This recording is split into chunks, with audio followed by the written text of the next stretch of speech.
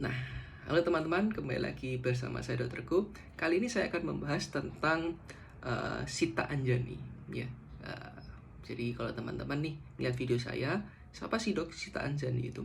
Sita Anjani itu kalau nggak salah dia tuh seorang politisi muda dari Partai PAN, dan dia kalau nggak salah putri dari Zulkifli Hasan ya. Kalau saya nggak salah, kalau saya salah mohon maaf, mungkin bisa dikoreksi di kolom komentar. Ya. Saya akan membahas Sita Anjani yang karena hari ini beliau baru dilantik menjadi utusan khusus ya di bidang pariwisata. Menurut bagaimana sih menurut pandangan saya, apakah layak nih Sita Anjani uh, mengemban tugas itu? Ya. Nah, sebelum saya mulai, teman-teman, menurut teman-teman pas nggak Sita Anjani ini di dapuk menjadi utusan khusus presiden di bidang pariwisata? Kalau menurut saya sih dari sepak terjangnya sih bagus-bagus aja. Saya sih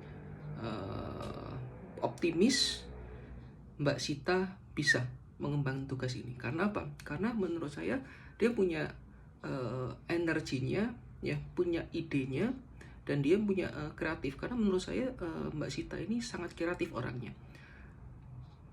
Untuk di bidang pariwisata yang dibutuhkan adalah kreativitas, ya. Karena menurut saya 5 tahun terakhir industri pariwisata memang menurun sejak COVID. Tetapi harusnya ada gebrakan-gebrakan yang signifikan, ya. Karena menurut saya waktu dipegang Pak Sandiaga kurang maksimal lah, ya. Bukannya jelek tapi kurang maksimum. Karena apa? Karena harusnya industri pariwisata kita itu potensinya sangat-sangat besar, ya. Harusnya kita nggak kalah, ya, dari segi pariwisata kita nggak kalah dari Vietnam, bahkan Thailand. Tetapi beberapa tahun terakhir justru orang-orang wisatawan di Thailand naiknya tinggi banget, di Vietnam juga. Padahal ya pantainya lebih bagus pantai di kita, di Bali, di Lombok, di daerah timur, daerah Gili-Gili situ, daerah NTT itu bagus-bagus. Tapi kenapa sih kok mereka justru lebih enjoy di sana? Menurut saya berharap ya siapa tahu masukan saya didengar oleh Mbak Sita.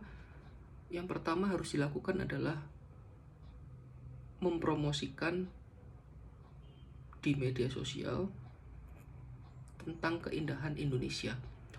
Kita fokus aja deh, nggak usah muluk-muluk orang luar negeri mau ke Indonesia. Fokus aja bagaimana orang Indonesia sendiri tidak lari untuk pariwisata ke luar negeri.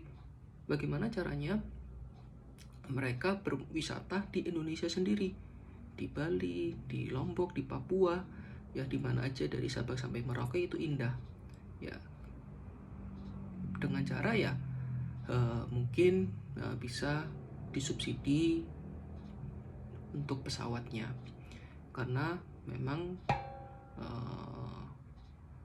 itu salah satu hambatan yang paling besar menurut saya. Karena logikanya orang-orang di Jawa lebih murah pergi ke Thailand, ke Malaysia, ke Singapura, ke mana-mana, bahkan ke Korea dan di Jepang lebih murah dibandingkan kita harus terbang ke Papua. Itu kan nggak masuk akal ya. Kok bisa ya? Kok seperti itu? Logika simple aja kok bisa ya? Logika orang awam ya. Harusnya kalau mengusahakan sih bisa. Ya, lalu mungkin bisa melakukan subsidi, ya, pajak di tempat-tempat wisata, ya kan. Karena bahkan ada beberapa belakangan yang diviralkan oleh Pak Hotman Paris itu pajak bisa 40%, 50%. Nah, itu kan untuk hitung-hitungan bisnis kan nggak masuk akal tuh, ya. Bahkan waktu itu yang menjabat adalah seorang menteri, Pak Sandiaga, yang backgroundnya bisnis. Nah, ini gimana caranya? Logikanya simple. Pebisnis yang punya background pebisnis, ya kan,